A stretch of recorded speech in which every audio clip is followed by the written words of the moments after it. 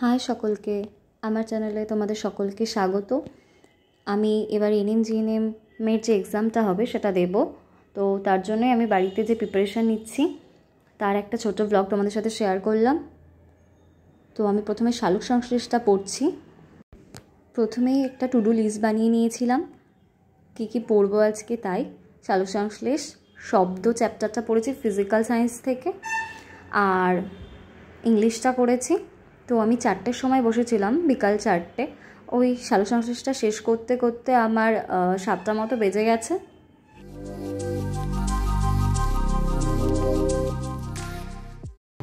পড়াটা শেষ করতে করতে আমার ওই 5টা 20 মতো বেজে গেছে। তারপর শালক সংশ্লেষের একটা আমার কাছে জেরক্স ছিল ইম্পর্ট্যান্ট কোশ্চেনের, সেটাকে পড়ে নিলাম। তারপর কতগুলো কোশ্চেন আমি সলভ করলাম তপতি পাবলিকেশনের বইটা থেকে।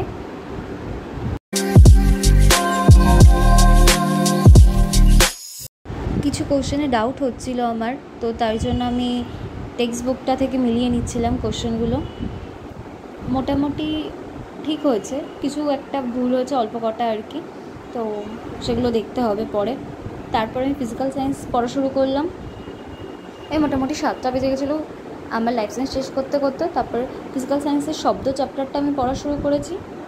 শব্দ চ্যাপ্টারটাও শেষ করলাম, করে তারপরে আবার আমি কোশ্চেন সলভ করলাম তপতির বই থেকে।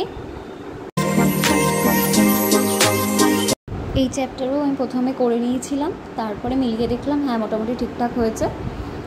তারপরে ইংলিশ পড়তে শুরু করেছিলাম একটু।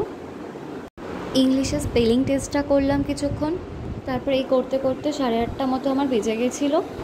তো বিকাল 4টে থেকে 8:30 অবধি পড়লাম। পড়ার পর আর পড়িনি। তো এই 4-4.5 ঘন্টায় মোটামুটি হলো আজকে পড়া। তো তোমাদের কেমন লাগলো জানিও, ভালো লাগলে লাইক করো, কমেন্ট করো, শেয়ার করো। তো টাটা সবাইকে।